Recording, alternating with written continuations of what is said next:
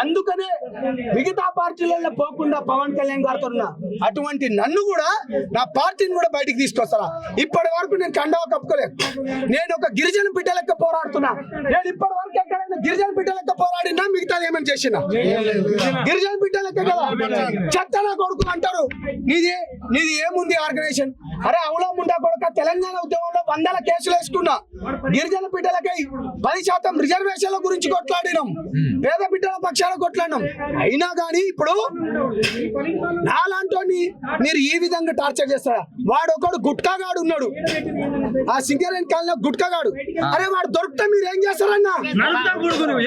వాడు ఏం చేస్తారన్నా? చెప్పండి సార్, చెప్పండి. పేద బిడ్డల పక్షాన మాట్లాడుతా అంటే ఈ విధమైన దాడుల శవాలు లేస్తున్నాయి. మంత్రులు మాట్లాడరు, ఎమ్మెల్యేలు మాట్లాడరు, పోలీస్ వ్యవస్థ మాట్లాడదు. ఇంకెవడు మాట్లాడతాడు? ఇంకెవడు మాట్లాడతారు? కేసులు పెడతారు, వారిని లోపడెత్తారు.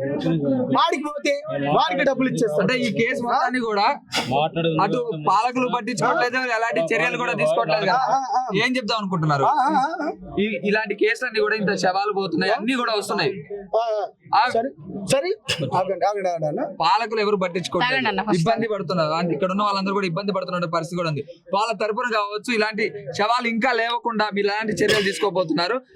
మీ వెనక ఎంతో మంది కూడా మిమ్మల్ని నమ్ముకొని చాలా మంది కూడా ఉంటున్న పరిస్థితి కూడా ఉంది. ఏం చెప్పదలుచుకున్నారు? అన్న చేసేది ఏముందన్న, వ్యవస్థలు వాళ్ళ చేతిలో ఉన్నాయి. సింపుల్. మంగ్లీ పైన చిన్న కేసు అయితే 3 గంటల పట్టినోండి. వీడు ఎక్కడెక్కడ డబ్బులు పెట్టిండో. GPS సిస్టమ్ వచ్చింది, టెక్నాలజీ ఎంతో పెరిగిపోయింది. ఈడెక్కడికి పోయిండు పోతే ఇయర్ల కొద్దీ కూడా వస్తున్నాయి, సంవత్సరాల కొద్దీ కూడా మొత్తం వస్తున్నాయి కదా. ఏంది చాలా సింపుల్. ఇది పాలకులు అమ్ముడు పోయాడు అనుకోవచ్చా? పాలకులు అమ్ముడు పోయారు అనుకోవచ్చా? మరి ఇప్పుడు దీనిలో జరుగుతుంది. మీరు కూడా అమ్ముడు పోయినరు. కాదు మీరు ఓట్లు వేసినప్పుడు నేనేమంటున్నా అంటే మీ ఎమ్మెల్యే ఒక్కసారి ఆయన వచ్చిండా?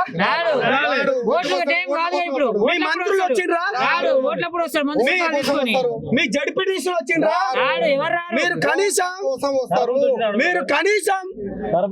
వీళ్ళు కనీసం ఆ డెడ్ బాడీని పట్టుకొని మా బాధలు చూపిస్తాడు. ఎంత తెలుసా? కోడో మేకో తీసుకొచ్చినోడు తీసుకొస్తాడు. నిన్నటి దాకా మాట్లాడిండ్రు, పొద్దున పోయిండ్రు. ఇలా పొద్దున్న జరిగింది, పొద్దున్నే జరిగింది. వాళ్ళు ఏదో ధర్నా కూర్చున్నట, కేవలం 1-2 గంటలేట.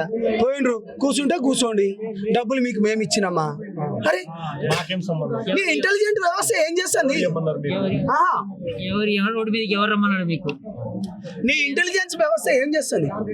నీ వ్యవస్థలు ఏం చేస్తున్నాయి? ఇంత చదువుకున్నది ఎందుకు? ఇన్ని వ్యవస్థలు, IASలు, IPSలు, నార్కోటిక్స్, ఇన్ని విభాగాలు ఉన్నాయి. ఇన్ని విభాగాలు, CID విభాగాలు కానీ ఇవన్నీ ఉన్నాయి. దేనికి మీకు ఇవన్నీ ఎందుకు? ఆటవిక రాజ్యం అయిపోయింది. దోచుకున్నోడికి దోచుకో, దాచుకున్నోడికి దాచుకో, లాక్కున్నోడికి లాక్కో. వీళ్ళు పీకేది లేదు, వాడు అడిగేది లేదు. ఏం చేస్తాడు? మా అంటే కేసులు పెడతాడు. వచ్చినప్పుడు వాడిని మేనేజ్ చేస్తాం. అయిపోయిందా? కోర్టు దగ్గర పోతాం. వ్యవస్థలు గిట్ట ఇట్నే అయిపోయినాయి, అన్ని గిట్నే అయిపోయినాయి. ఏం చేస్తాం?